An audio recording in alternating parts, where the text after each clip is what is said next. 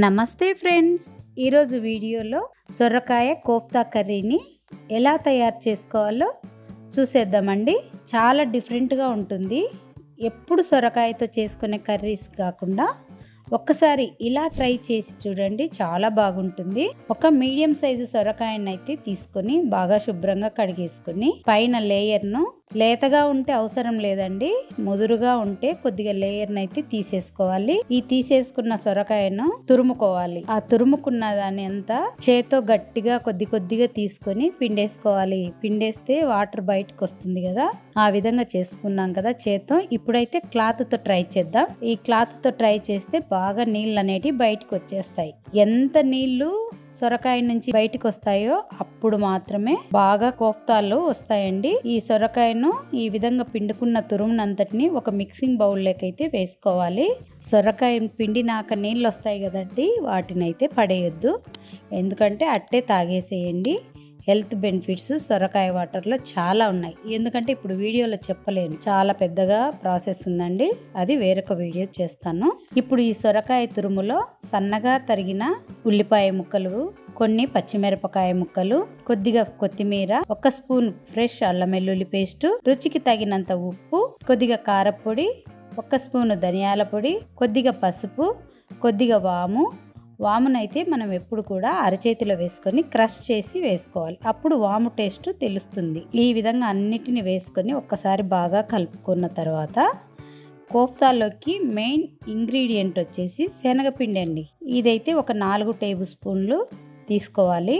ఇప్పుడు బాగా శనగపిండి వేసుకున్న తర్వాత అరచేతితో బాగా ప్రెస్ చేస్తూ అంతటిని బాగా కలిపేసుకొని పక్కన ఉంచేద్దాం. ఇప్పుడు స్టవ్ వెలిగించి బాండి పెట్టి డీప్ ఫ్రైకి తగినంత ఆయిల్ వేసుకోవాలి. ఈ ఆయిల్ వేడి అయ్యేలోపు మనం ముందుగా కలిపి పెట్టిన సొరకాయ మిశ్రమాన్ని చిన్న చిన్న బాల్స్ లాగా చేసేద్దాం. గుండ్రంగా చిన్నగా, అదే అండి మీకు నచ్చిన సైజులో బాల్స్ అయితే చేసేసి పక్కన ఉంచుదాం. ఇప్పుడు ఆయిల్ వేడి అయింది కదా, దానిలో ఆయిల్లో సరిపడినన్ని కోఫ్తా బాల్స్ అయితే వేసుకొని డీప్ ఫ్రై చేసుకుందాం. ఈ డీప్ ఫ్రై అయ్యేలోపు కొద్దిగా మసాలానైతే ప్రిపేర్ చేద్దాం. ఒక మిక్సీ జార్లోకి 1 కప్పు ఉల్లిపాయ ముక్కలు, 2 మీడియం సైజు టమాటా పండ్లను అయితే చిన్నగా ముక్కలు కట్ చేసి వేసుకున్నాను. చిన్న ముక్క చెక్క, 2 ఇలాచీలు, 3 లవంగాలు వేసుకొని, ఒక 3 పచ్చిమిరపకాయలు కూడా వేసుకొని కొద్దిగా నీళ్ళనైతే పోసుకొని మెత్తగా ఫైన్ పేస్ట్ లాగా తయారు చేసేసుకుందాం. ఇప్పుడు దీనైతే పక్కన పెట్టేద్దాం. ఇప్పుడు కోఫ్తా బాల్స్ బాగా ఫ్రై అయిపోయాయి. చూడండి కలర్ ఎంత బాగా కనిపిస్తుందో. వీటిని ఒక బౌల్లోకి అయితే తీసేసుకుందాం. ఇప్పుడు మిగిలి ఉన్న కోఫ్తా బాల్స్ని కూడా అదే సేమ్ ప్రాసెస్ లాగా డీప్ ఫ్రై చేసుకొని గోల్డెన్ బ్రౌన్ కలర్ వచ్చేలాగా చేసి పక్కన ఉంచేద్దాం. ఇప్పుడు వేరొక బాండి పెట్టి 1 టేబుల్ స్పూను కుకింగ్ ఆయిల్ వేసుకొని ఫ్రెష్ అల్లం వెల్లుల్లి పేస్ట్ వేసుకొని పచ్చివాసన పోయేలా ఒక 2 నిమిషాలు అయితే ఫ్రై చేద్దాం.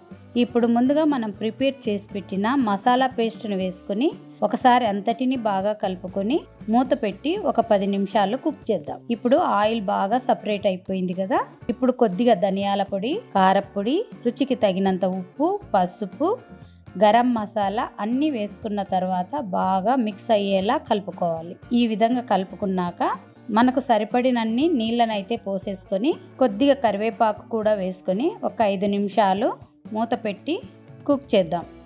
ఇప్పుడు బాగా మరిగిపోతుందండి.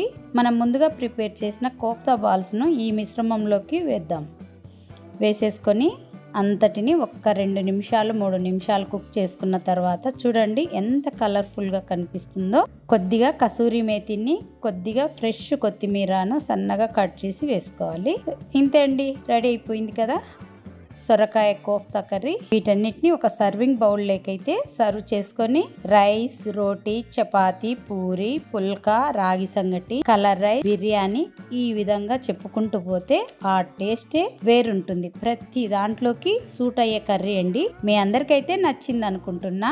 ఎవరైనా నా ఛానల్ ని ఫస్ట్ టైం చూస్తున్నట్లయితే please subscribe, like and share, comment. Thank you for watching this video.